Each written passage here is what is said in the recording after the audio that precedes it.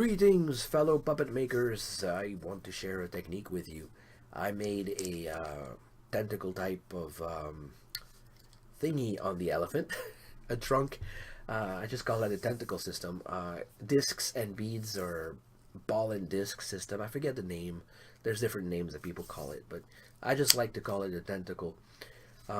Sections with spacers in between, and of course some kind of core. In this case I used a piece of elastic cord, the kind you use for hats or for costume making. Instead of carving a trunk in the shape I wanted out of the basswood for like the rest of the puppet, I decided to try with birch plywood, because it's all the same thickness all the time. So I just glued some sections of birch plywood together to create a block. Made sure the glue was temporary. In this case I used hot glue. Made sure it's stable and evenly glued. Like at first I only used 2 dots in a diagonal, and it created some deviations between layers, so it wasn't too nice and tight. In the future I'll use 4 dots, tiny dots. You don't want much, but you don't want it to separate when you're tooling the outside of your block into the shape you want.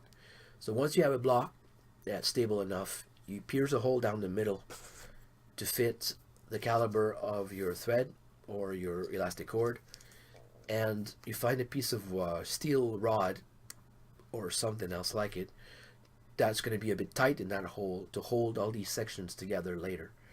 So once you have that block, you put that in, and you use a bandsaw or some other tool to remove the excess wood to end up with a squarish, a stretched out pyramid shape. And then with a rotary tool like a Dremel, in this case I used the Fordham, which is an industrial version of the Dremel.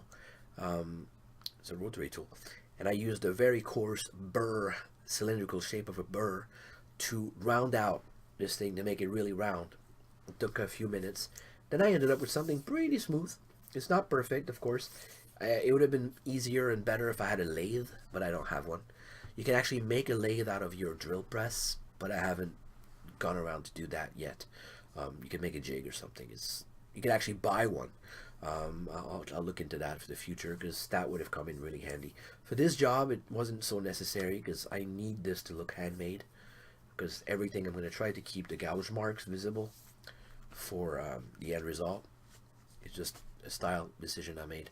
Anyways, how do I make this? So I stack it up, I make the blank, I make the shape, and then I separate them. And I'm going to sand all these sections individually. I haven't gone around to that yet, because I'm missing some sections and I'm missing some plywood. I need to get more. Then I experimented with different kinds of spacers in between. I did not have beads small enough with a hole big enough to host this elastic cord. So I tried different things. At first I thought I could just squish some eyelets, the kinds you use for leather work. And with a tool like this one is really not so good. I don't know why, but it cost a lot of money, but it was it's no good. I can't squish it evenly. Everything is crooked to one side or another. So just as a test, these served pretty well as spacers, but I figured I could find something a bit easier, a bit more even. So I went with this jar of it's an old inkwell that I use for holding my little washers. So these are just tiny metal washers, probably zinc plated or something like that. I just put them in between the sections. The washers are slightly thinner than the sections, so the spacing is not as grand. The more space, the easier it is to move, or the more movement it gets, but then you see more space. So I wanted more sections, fewer, thinner spaces, just to look good, so that's what I got. I'm just missing a few sections here so that the transition will be better. I'll have to reshape this section here where there used to be a smile on the side. You see 2 areas here. That's the old one. That's the old one and the new one. And I needed to space it out so that the trunk could do its job. So there you go. And you can also add, of course, a little rod at the end. This is a piece of galvanized steel, which is what I don't recommend for this, but that's what I had to show you. I bend the end of it just to create a little hook to capture the knot in there. But for a permanent installation, I would actually just find another way for that. But here you see that it's completely ambidextrous. You can use it from the right, left, up, or down.